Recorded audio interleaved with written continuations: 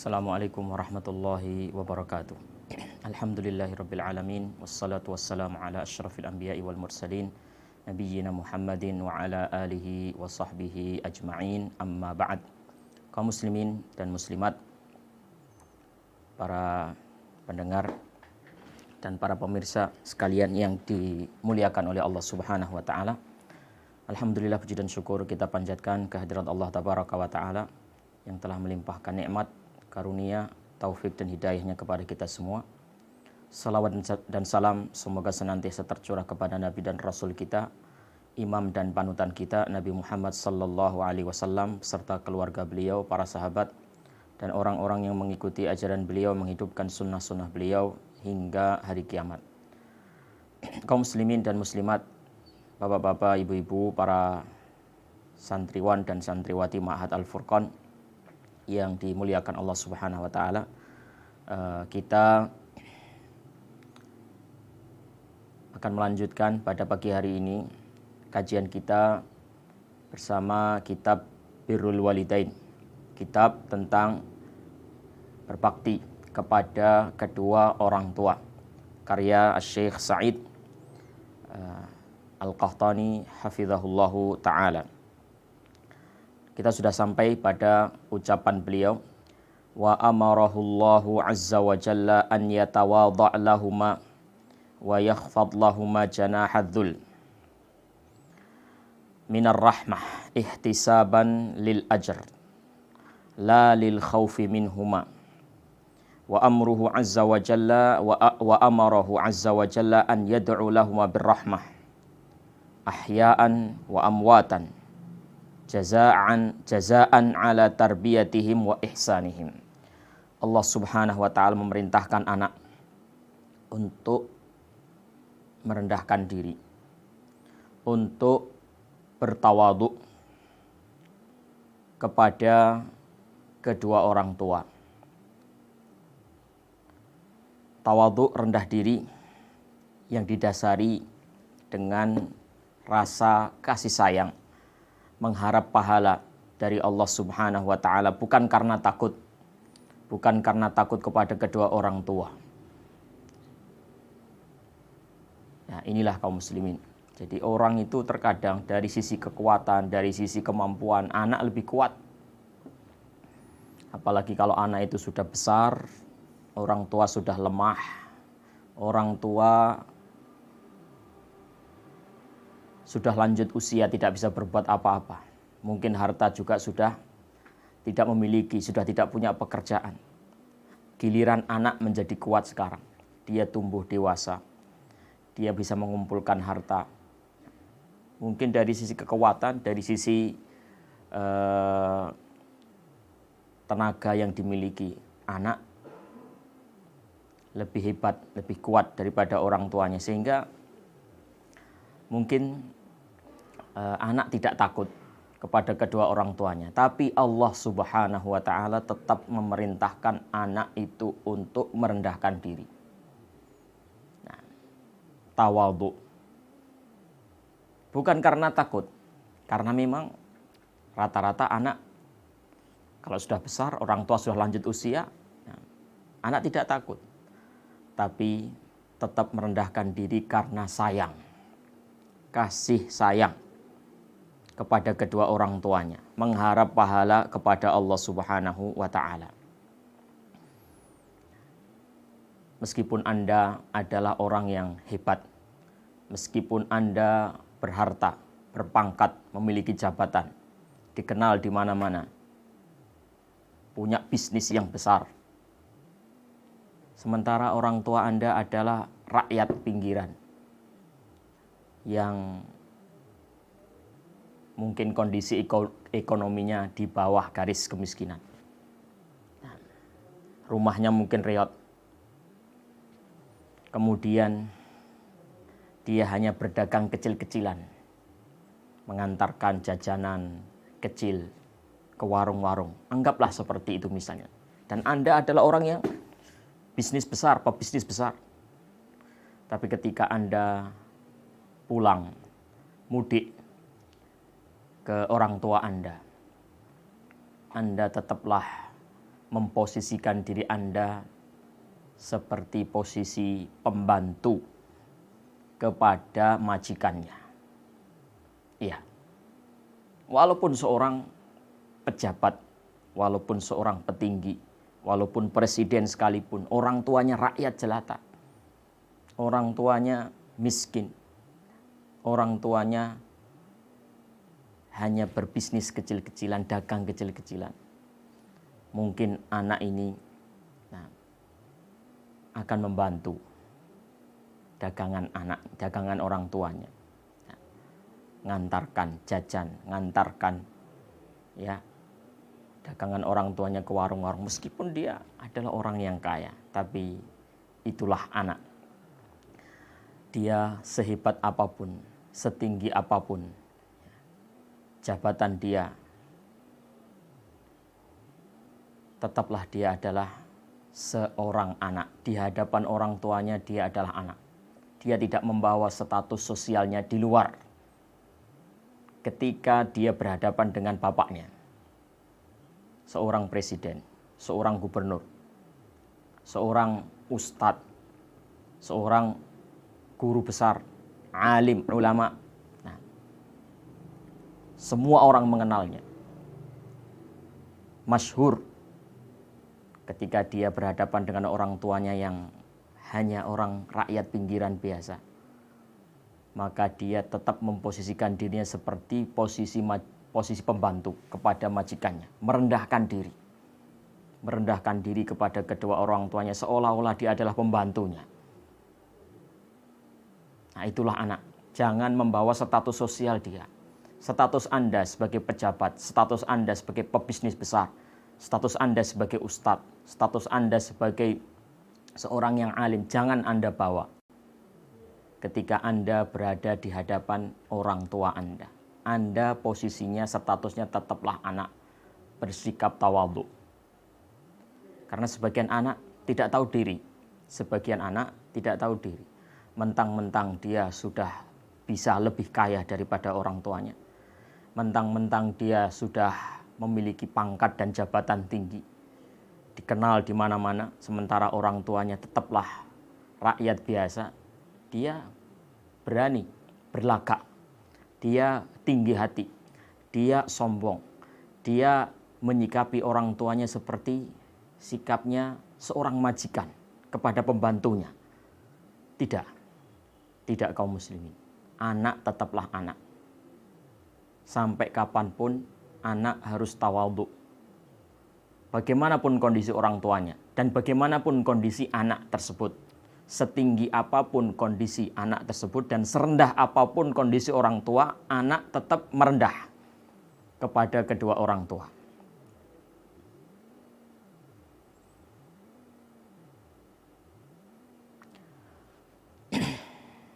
Wa amarahu azza wa jalla an yad'u'a lahu birrahmah. Allah Subhanahu wa taala juga memerintahkan kepada anak untuk mendoakan rahmat untuk orang tuanya. Wa qur rabbirhamhuma kama rabbayani shaghira.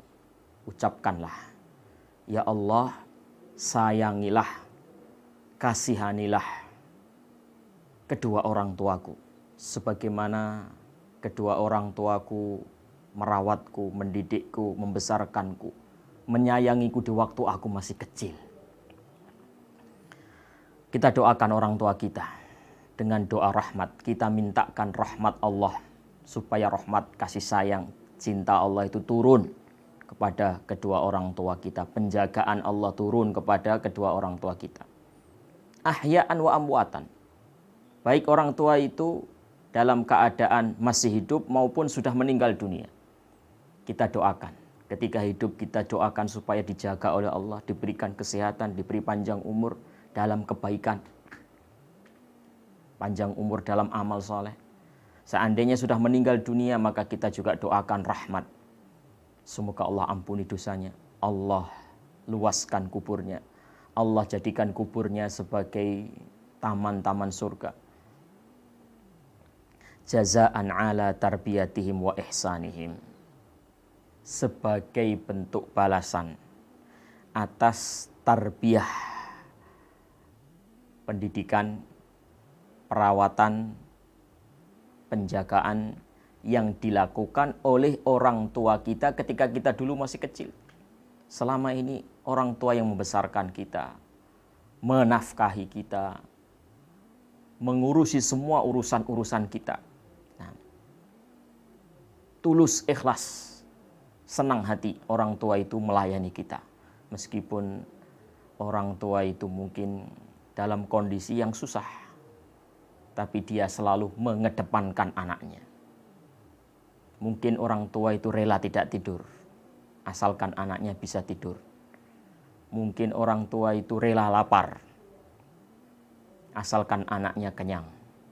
Bahkan seandainya nyawa itu bisa diberikan, dia akan berikan nyawa itu kepada anaknya asalkan anaknya bisa tetap hidup meskipun dia mungkin mati. Itulah kasih sayang orang tua, itulah pemberian orang tua, ketulusan orang tua. Maka orang tua yang semacam ini, yang memiliki kasih sayang yang begitu tulus kepada kita, sudah semestinya, sudah selayaknya memperoleh sikap sebaik-baiknya dari kita. Ya kita doakan, ya kita rendahkan diri.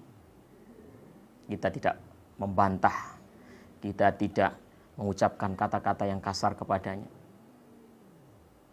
Ketahuilah jika Anda adalah seorang yang berilmu, Anda bisa berilmu, Anda bisa mondok, Anda tahu baca tulis Quran, Anda bisa menghafal hadis, Anda bisa mendapatkan pelajaran agama, itu semuanya juga hasil dari jerih payah kedua orang tua Anda.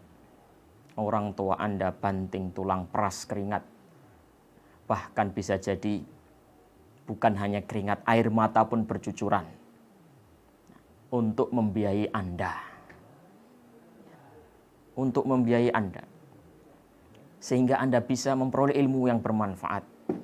Nah, maka ingatlah ketika Anda sudah mencapai derajat ilmu atau derajat di dunia, ya, ketinggian derajat di dunia, entah itu jabatan, pangkat, harta, ingatlah orang tua Anda yang telah bekerja keras, berjerih payah untuk menjadikan Anda seperti itu. Faqala azza wa jalla wakhfid lahuma janahadz-dzulli minar rahmah wa qur rabbirhamhuma kama rabbayani shaghira. Rendahkan dirimu, hinakan dirimu di hadapan orang tuamu atas dasar kasih sayang. Dan ucapkanlah, ya Allah, Rabbi irhamhuma, ya Allah, Rabbku, kasih sayangilah kedua orang tuaku sebagaimana keduanya telah mendidikku di waktu aku masih kecil.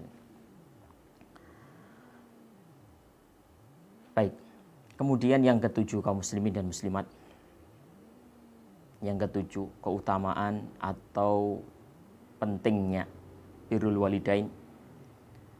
Hal ketujuh, poin ketujuh yang menunjukkan pentingnya birrul walidain adalah bayyana Rasulullah sallallahu alaihi wasallam bima yajzi al waladu walidahu.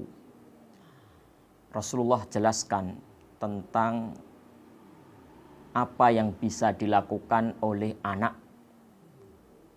untuk membalas jasa kedua orang tuanya. Fa'an Abi Hurairah radhiyallahu anhu qala Rasulullah sallallahu alaihi wasallam la yajzi waladun walidan illa an yajidahu mamlukan fayashtarihi fayu'tiqahu.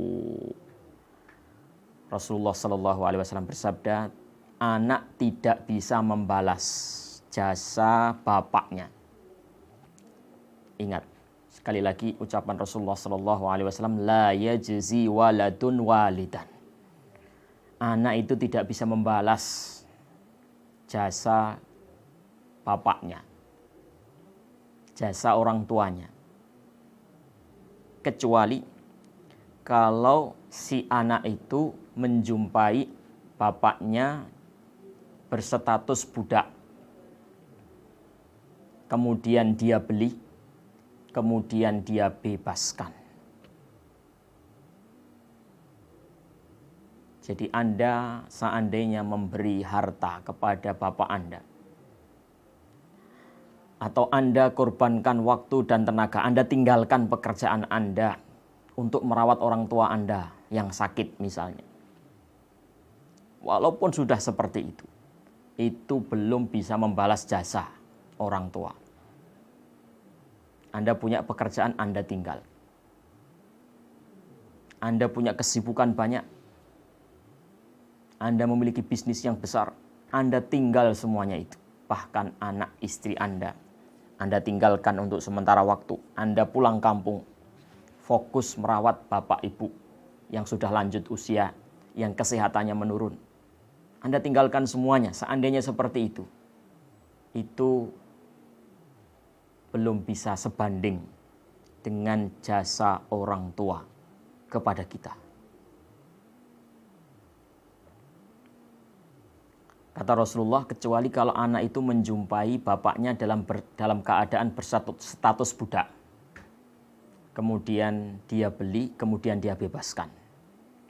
Karena budak itu adalah orang yang tidak punya apa-apa. Bahkan diri sendiri pun dia tidak punya. Kenapa? Dirinya milik tuannya. Dia tidak bisa memiliki wewenang apa-apa. Dia tidak bisa berbuat apa-apa. Dia tidak memiliki kehendak apa-apa.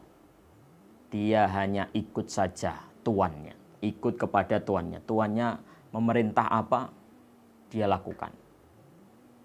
Budak gak punya apa-apa. Ketika budak ini dibebaskan, kemudian dia menjadi seorang yang merdeka. Tidak ada lagi yang mengekang dia. Tidak ada manusia lagi yang memperbudak dia. Tidak ada manusia yang menyetir dia. Maka seolah-olah dia terlahir kembali. Dia keluar dari dunia perbudakan menuju ke alam bebas. Dia seolah-olah terlahir kembali.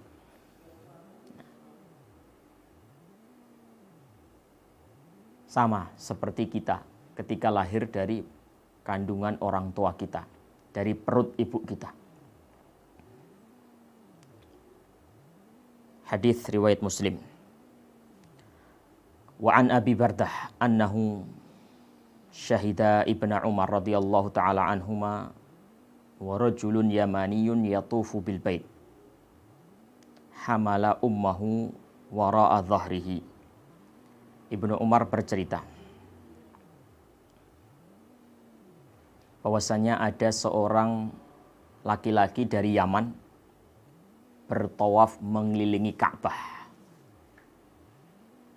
Bertawaf mengelilingi Ka'bah sambil menggendong ibunya. Sambil menggendong ibunya.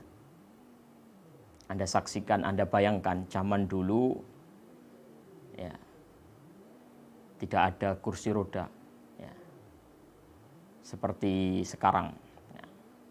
Fasilitas yang disediakan di Masjidil Haram sekarang untuk orang-orang yang lanjut usia ya, itu banyak sekali dan mudah, canggih. Nah, jadi orang yang tidak bisa jalan bisa tawaf dengan mudah. Kan tetapi pada waktu itu tidak seperti zaman sekarang. Sehingga sangat mungkin sekali orang itu menggendong orang lain ketika tawaf. Nah, ini ada anak. Anak menggendong ibunya sambil bertawaf. Anda bisa bayangkan tawaf mengelilingi Baitullah 7 kali, 7 putaran. Seandainya dia berada pada titik yang sangat jauh dari Ka'bah, maka putaran itu semakin luas. Semakin dekat dengan Ka'bah, semakin putarannya semakin sedikit. Tapi semakin jauh dari Ka'bah, maka putaran yang dia lakukan akan semakin panjang. Seandainya orang berjalan kaki, nah, tidak membawa apa-apa, itu sudah cukup melelahkan. Apalagi ditambah dengan menggendong. Nah, menggendong orang. Anak menggendong ibunya. luar biasa. Ada seorang laki-laki dari Yaman bertawaf mengelilingi Ka'bah sambil menggendong ibunya. Kemudian dia berkata, innilaha ba'iruhal mudhallalu in ud'irat rikabuha lam ud'aru. Aku ini adalah unta bagi ibuku. Aku posisikan diriku seperti unta yang hina untuk ibuku. Kalaulah unta-unta itu lari, capek, tidak mau melayani lagi, aku adalah unta yang terus setia. Aku tidak akan pernah bosan melayani ibuku. Dia bangga. Dia bangga dengan keadaan dirinya ini. Dia bisa gendong ibunya, itu senang sekali. Aku ini adalah untanya ibuku. Biarlah aku menjadi unta. Enggak apa-apa. Kalau unta-unta yang lain sudah tidak sanggup, kecapean, lari, ketakutan dari melayani, nah, saya tidak akan takut. Saya tidak akan pernah capek. Saya terus akan senantiasa setia. Saya akan senang hati melayani ibu saya. Saya akan setia menjadi unta bagi ibu saya. Luar biasa. Bakti seorang anak. Sampai seperti itu ibunya dia gendong. Kemudian orang ini menjumpai Abdullah ibn Umar. Laki-laki ini menjumpai Abdullah ibn Umar dan bertanya, aturani jazaituha. Wahai Ibnu Umar, apa pendapat Anda? Apakah dengan aku berbuat seperti ini, aku sudah membalas jasa ibuku? Kata Ibnu Umar, la wala bizafratin wahidah. Tidak. Belum. Kamu belum membalasnya. Walaupun hanya desahan nafasnya tatkala sedang melahirkanmu. Itu belum kamu balas. Artinya jasa ibumu itu jauh lebih besar. Meskipun kamu sudah berbuat ya sehebat itu, tapi apa yang diberikan oleh ibumu kepadamu, yaitu desahan nafasnya dulu, mempertaruhkan nyawanya ketika hendak melahirkanmu, itu jauh lebih besar. Pengorbanan ibumu untuk melahirkanmu itu jauh lebih besar daripada pengorbanan yang kamu lakukan sekarang ini. Inilah para anak. Kita semuanya, anak-anak, harus mengetahui hal ini. Ibu kita besar sekali jasanya kepada kita. Anda berikan apa saja yang Anda punya, harta, ya, waktu, tenaga untuk ibu Anda belum cukup, belum sebanding dengan pengorbanan ibu Anda. Maka terus-teruslah berbakti kepada ibu Anda. Rajinlah berbakti kepada ibu Anda. Meskipun itu belum bisa membalasnya, tapi tetap Anda lakukan. Kemudian yang ke-8, kaum muslimin dan muslimat, birrul walidain aqrabul a'mali ilallahi azza wa jalla. Birrul walidain, berbakti kepada kedua orang tua, adalah amalan yang paling mendekatkan kepada Allah Subhanahu wa taala. Berdasarkan hadis Ibnu Abbas radhiyallahu anhuma, annahu atahu rajulun faqala inni khatabtu imra'atan fa'abat antan kihani wa khatabaha ghairi fa'ahabbat antan kihahu faghirtu 'alaiha faqataltuha fahalli min taubah. Jadi ada orang datang kepada Ibnu Abbas dan berkata kepada Ibnu Abbas, wahai Ibnu Abbas, saya punya cerita. Saya dulu melamar seorang perempuan, tapi dia tidak mau nikah sama saya. Terus dia dilamar oleh orang lain, oleh laki-laki lain. Dia mau sama laki-laki itu. Saya marah, saya cemburu. Akhirnya aku bunuh wanita tersebut. Saya pengen bertaubat sekarang. Masihkah terbuka pintu taubat untuk saya? Apa kata Ibnu Abbas? Ibnu Abbas berkata, ummuka hayyah, ibumu masih hidup? Qala la. Orang ini menjawab tidak. Kalau begitu, kata Ibnu Abbas, tub ilallahi azza wa jalla wa taqarrab ilaihi mastata'ta. Bertaubatlah kamu kepada Allah dan dekatkanlah dirimu, bertakarublah kepada Allah semampumu. Ya. Ibnu Abbas menjawab begitu. Ya. Kamu masih punya ibu atau enggak? Jawab dia, tidak. Ya sudah, kalau begitu kamu bertaubat dan setelah itu kamu bertakarrub. Kamu dekatkan dirimu semampumu kepada Allah Subhanahu wa taala. Qala Atha ibn Yasar, "Dhahabtu fasa'altu Ibnu Abbas." Akhirnya saya pun Atha ibn Yasar datang kepada Ibnu Abbas bertanya, "Lima sa'altahu an hayati ummihi." Dia penasaran dengan jawaban Ibnu Abbas ini. Ibnu Abbas tadi bertanya, ibumu masih hidup apa enggak? Nah, dia menelusuri jawaban Ibnu Abbas. Kenapa? Wahai Ibnu Abbas, Anda bertanya tentang ibunya, hidup atau sudah mati? Ada apa? Kata Ibnu Abbas radhiyallahu taala anhu, inni la a'lamu amalan aqrab ilallahi ta'ala min birril walidah.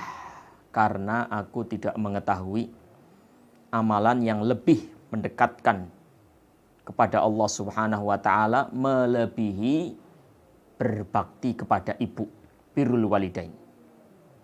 Birrul walidah. Saya tidak tahu amalan apa lagi yang lebih bisa mendekatkan kepada Allah Subhanahu wa taala selain berbakti kepada ibu. Makanya saya tanyakan itu. Nah, inilah jawaban Ibnu Abbas radhiyallahu taala anhu. Hadis ini diriwayatkan oleh Imam Al-Bukhari dalam Al-Adabul Mufrad. Nah, dan disahihkan oleh Syekh Al-Albani. Nah, di dalam Sahih Al-Adab Al-Mufrad, juga di dalam Silsilah Al-Ahadits As-Sahihah. Nah, kita perhatikan kaum muslimin dan muslimat.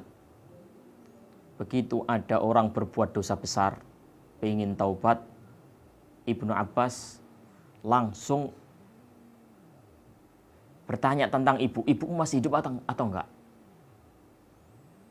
Seandainya dia menjawab iya masih hidup, mungkin Ibnu Abbas akan perintahkan dia untuk berbakti kepada ibu sebakti-baktinya, sebisa-bisanya. Ini menunjukkan bahwasannya birrul walidah, berbakti kepada orang tua itu adalah suatu amalan yang sangat besar, yang sangat mendekatkan seseorang kepada Allah Subhanahu wa taala, yang bisa menghapus keburukan-keburukan, dosa-dosa, maksiat-maksiat dia yang telah lalu. Bukan sembarangan. Birrul walidain bukanlah sesuatu yang sembarangan. Amalan yang begitu besar. Di sini ada faedah. Jawaban Ibnu Abbas tadi, inilah a'lamu amalan. Saya enggak tahu ada amalan yang lebih bisa mendekatkan diri kepada Allah melebihi birrul walidain. Saya enggak tahu. Ibnu Abbas kita tahu dia adalah turjumanul Quran, habrul ummah, pentafsir Al-Quran, rujukan para sahabat ketika para sahabat menemui hal-hal yang tidak jelas dalam Al-Quran, butuh untuk dijelaskan, butuh tafsirnya, datang kepada Ibnu Abbas. Tapi meskipun demikian, bahasa yang beliau pakai, bahasa yang menunjukkan ketawaduan. Bahasa yang beliau pakai di sini, bahasa yang menunjukkan tawadhu beliau. Saya tidak tahu ada amalan yang lebih mendekatkan diri kepada Allah melebihi berbakti kepada ibu. Saya tidak tahu. Dia tidak mengatakan tidak ada. Tidak ada amalan yang lebih bisa mendekatkan kepada Allah melebihi birrul walidain. Sekali lagi beliau tidak mengucapkan tidak ada amalan yang lebih mendekatkan, tapi beliau mengatakan apa? Saya tidak tahu. Nah, suatu amalan yang lebih bisa mendekatkan kepada Allah melebihi birrul walidain. Bedakan dua pola kalimat ini. Saya tidak tahu ada dalil yang menunjukkan tentang amalan ini. Dan kalimat saya tidak ada dalil. Nah, perhatikan. Ada kalimat tidak ada dalilnya. Apa yang kamu kerjakan ini tidak ada dalilnya. Dan perkataan saya tidak tahu dalil tentang perbuatan ini. Mana yang lebih tawadhu? Saya tidak tahu ada dalil yang menunjukkan tentang perbuatan yang kamu lakukan ini. Amalan yang kamu lakukan ini saya tidak tahu dalilnya. Ini tentu lebih tawadhu. Kalau Anda mengatakan ini nggak ada dalilnya, perbuatan yang kamu lakukan ini nggak ada dalilnya, ini mengesankan seolah-olah Anda sudah membaca semua dalil. Anda sudah baca Quran, hafal. Anda sudah menghafal semua hadis Rasulullah SAW, atau Anda pernah mendengar semua hadis Rasulullah dan mengingatnya dengan baik sehingga Anda bisa berkata tidak ada dalil. Apa yang kamu lakukan nggak ada dalilnya. Nah, maka ucapan ini hendaknya dihindari oleh seorang talibul ilmi. Nah, ganti dengan ucapan la a'lam dalilan. Saya nggak tahu dalil tentang amalanmu ini. Amalan yang kamu lakukan ini saya nggak tahu dalilnya apa. Ini lebih bagus karena memang bisa jadi Anda memang nggak tahu. Ada dalil tapi Anda tidak tahu. Anda belum membaca. Nah, dan memang kemungkinan besar seperti itu. Kita ini baca hadis baru berapa? Nah, kita baru menghafal Arba'in Nawawi, ya, membaca Bulughul Maram. Nah, Kutubus Sittah kita belum membaca semuanya. Nah, ini lebih pantas seorang talibul ilmi, bahkan seorang ustadz pun, nah, dia mengucapkan kalimat ini, nah, itu lebih bagus dan lebih sesuai dengan fakta yang ada. Nah, sekali lagi, kalau orang berkata saya nggak tahu dalil tentang perbuatanmu ini, itu lebih sesuai dengan fakta. Memang Anda nggak tahu. Tapi kalau Anda mengatakan perbuatanmu nggak ada dalilnya, perbuatan yang kamu lakukan, ibadah yang kamu lakukan tidak ada dalilnya. Nah, ini tidak sesuai dengan fakta. Seolah-olah Anda sudah membaca ribuan hadis, jutaan hadis, sehingga Anda bisa mengucapkan kata-kata seperti itu. Ini tidak sesuai dengan fakta yang ada. Yang sesuai dengan fakta yang ada, yang sesuai dengan kondisi keilmuan kita adalah ucapan la a'lam dalilan. Saya nggak tahu. Nah, seperti itu. Saya takut, saya khawatir Anda sudah terlanjur mengatakan nggak ada dalilnya. Perbuatan ini nggak ada dalilnya. Ternyata ada. Orang yang melakukan perbuatan ibadah tertentu yang Anda anggap nggak ada dalilnya itu sebenarnya punya dalil. Cuma dalilnya belum Anda baca. Anda sudah terlanjur mengingkari, ternyata dia punya dalil. Dalil itu belum pernah Anda baca. Anda sudah terlanjur mengklaim tidak ada dalilnya. Nah, apa itu tidak merendahkan Anda sendiri? Orang ini yang mengamalkan perbuatan yang Anda ingkari jelas-jelas punya dalil. Nah, dalilnya sahih. Pendapat yang dia pilih adalah pendapat yang rajih, insya Allah didukung oleh banyak sisi. Nah, didukung oleh pendapat para ulama. Nah, Pendapat dia adalah pendapat yang kuat. Anda mengingkari dengan perkataan Anda tidak ada dalilnya. Padahal dia punya dalil. Apa Anda tidak malu sendiri dengan ucapan itu? Nah.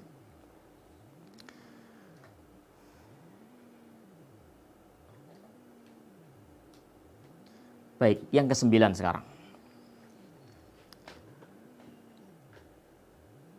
Linul kalam lil walidain yudkhilul jannah. Lembut dalam bertutur kata kepada kedua orang tua itu memasukkan seseorang ke surga. Liqauli Ibnu Umar radhiyallahu anhuma li rajulin asaba dzunuban wa dzakaraha li Ibnu Umar. Berdasarkan sebuah hadis Ibnu Umar radhiyallahu taala anhuma, ya, pernah berkata kepada seseorang yang telah melakukan suatu dosa. Dia ceritakan dosa itu kepada Ibnu Umar. Setelah bercerita, Ibnu Umar berkata, "Laisat hadhihi minal kabair." Laisat hadhihi minal kabair. Apa yang kamu sebutkan, dosa yang kamu sebutkan tadi, itu bukan dosa besar. Di sini enggak disebutkan, tidak diceritakan. Nah, dosa apa yang telah diperbuat oleh laki-laki ini? Yang jelas dia itu pernah berbuat dosa, kemudian dia bertanya kepada Ibnu Umar, bercerita. Dalam ceritanya itu dia merasa bahwasanya apa yang dia lakukan itu adalah dosa besar. Tapi kata Ibnu Umar tidak, itu bukan dosa besar. Nah, dosa besar itu adalah 9. Nah, hunna tis'un, kata Ibnu Umar. Al-isyraku billah wa qatlun nasamah wal firar minaz zahfi wa qadhfil muhsanah wa aklur riba wa aklu malil yatim wa ilhadun fil masjid walladhi yastaskhir wa bukaul walidaini minal uquq. Dosa besar itu adalah menyekutukan Allah, berbuat syirik, membunuh jiwa,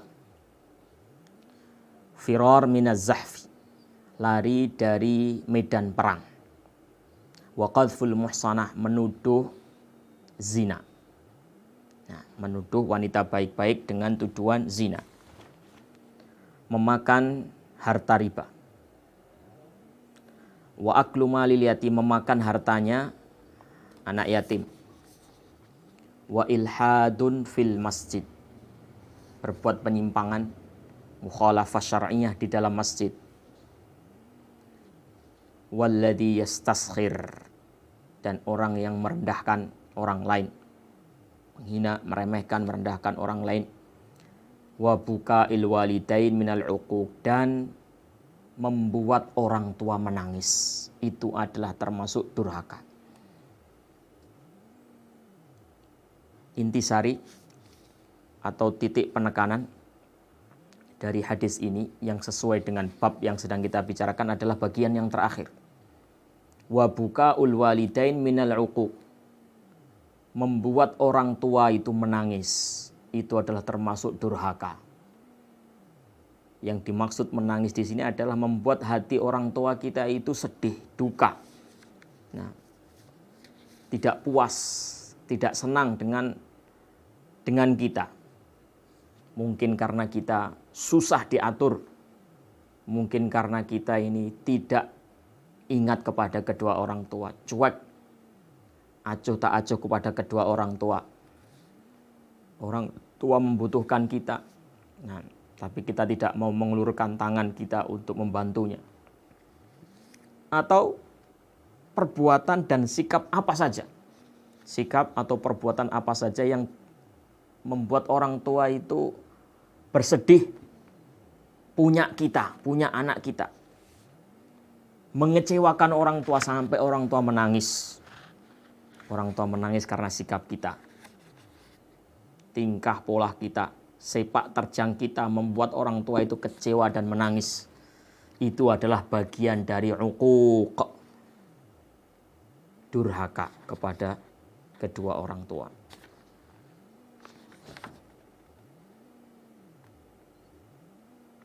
Tsumma qala Ibnu Umar. Ibnu Umar berkata, "Ahayyun walidak?" Nah, apakah orang tuamu masih hidup? Qala rajul indi ummi. Saya masih punya ibu. Ibu saja.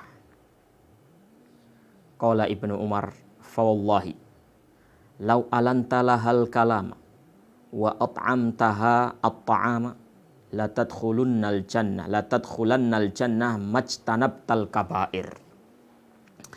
Sungguh demi Allah, seandainya kamu melembutkan ucapanmu kepada ibumu itu, kemudian kamu memberi makan kepadanya, sungguh kamu akan masuk surga selama engkau menjauhi dosa-dosa besar.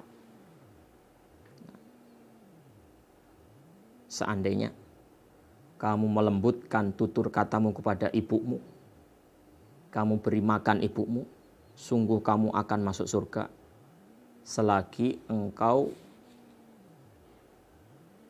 menjauhi dosa-dosa besar. Hadis riwayat Bukhari dalam kitab beliau Al-Adabul Mufrad dengan derajat hadis sahih. Yang ke-10 sekarang. Min birril walidain idkhalus surur alaihima. Termasuk dari birrul walidain, berbakti kepada kedua orang tua, adalah menyenangkan hati. Menyenangkan hati orang tua. Berdasarkan hadis Abdullah ibn Amr radhiyallahu anhu maqala jaa rajulun ilan nabi sallallahu alaihi wasallam yubayi'uhu 'alal hijrah wa taraka abawaihi yabkiyan. Ada orang datang kepada Nabi, berbaiat kepada Nabi untuk hijrah dan meninggalkan kedua orang tuanya menangis. Dia punya keinginan, dia punya maksud hati, tapi tidak memikirkan perasaan orang tuanya sama sekali. Pokoknya dia berangkat gitu saja. Orang tuanya berat hati ditinggal itu sampai akhirnya menangis. Maka Rasulullah SAW berkata kepada orang ini, irji ilaihima wa adhikhuma kama abkaitahuma. Pulanglah, kembalilah kamu ke bapak ibumu. Buat keduanya tertawa, sebagaimana kamu tadi telah membuatnya menangis. Ralat perbuatanmu itu. Kamu telah membuatnya menangis, sekarang pulang, buat bapak ibumu tertawa. Hadis diriwayatkan oleh Al-Imam Abu Dawud dan juga Al-Imam Al-Bukhari dalam Al-Adabul Mufrad, dan derajat hadis ini sahih. Jadi ini pelajaran bagi kita semuanya, bagi para santri juga. Nah, pikirkan perasaan orang tua Anda ketika Anda ingin merantau kemana saja. Entah merantau untuk menuntut ilmu, entah merantau untuk bekerja, atau merantau berdakwah, atau kemana saja. Nah, sebagian orang tidak mau tahu. Pokoknya saya pengen sekolah jauh, ke negeri jauh, ke luar negeri. Nah, orang tua mau ridho atau tidak ridho, dia tidak ambil pusing. Pokoknya dia punya kehendak hati, dia kejar kehendak hatinya itu, tidak memperhatikan kondisi hati orang tuanya. Ini tidak benar. Makanya perlu dipikirkan, dipertimbangkan. Dimintai pendapat orang tua. Pak, Bu, saya pengen sekolah ke tempat ini. Bagaimana? Jangan asal saja langsung berangkat begitu saja. Begitu juga Anda misalnya memilih pekerjaan. Ada pekerjaan yang jauh, ada pekerjaan yang dekat. Nah, Anda pertimbangkan itu semuanya. Jangan langsung asal menentukan keputusan, Anda pikirkan dulu orang tua Anda. Nah, jika memang orang tua Anda keberatan, Anda tinggal jauh. Sementara ada pengganti di tempat yang lebih dekat, maka upayakan itu. Anda belajar di tempat jauh, orang tua Anda tinggalkan. Berat. Orang tua Anda keberatan, Anda tinggal jauh. Dan ada pengganti. Nah, Anda bisa belajar di tempat yang dekat dan ada fasilitas, ada ustadz, ada yang mengajari Anda. Maka Anda kedepankan itu. Anda urungkan niat Anda untuk pergi jauh.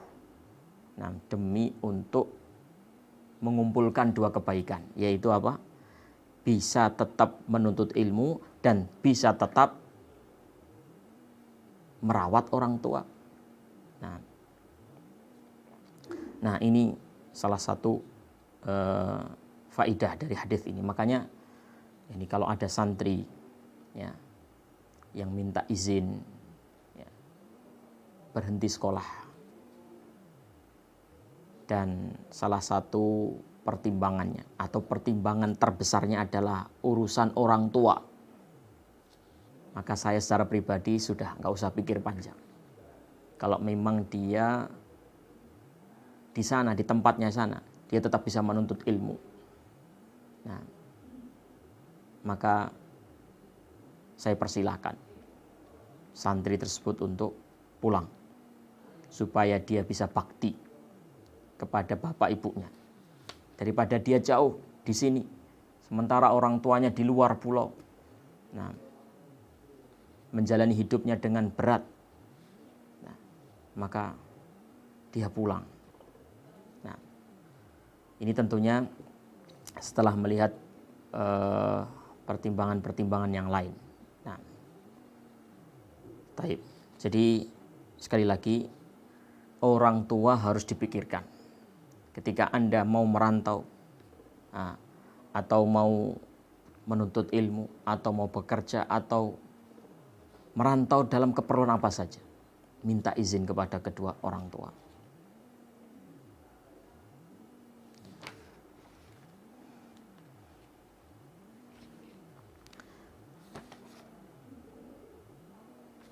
Baik, para santri, santriwan dan santriwati, kaum muslimin dan muslimat, para ikhwah dan akhwat yang dimuliakan Allah Subhanahu wa taala. Ini mungkin yang bisa kita bahas berkenaan dengan birrul walidain. Insyaallah kita lanjutkan pembahasan kita ini pada pertemuan yang akan datang biidznillahi taala. Wassallallahu wasallama ala nabiyyina Muhammad wa ala alihi wa sahbihi ajma'in. Wa akhiru da'wana anil hamdulillahi rabbil alamin. Assalamualaikum warahmatullahi wabarakatuh.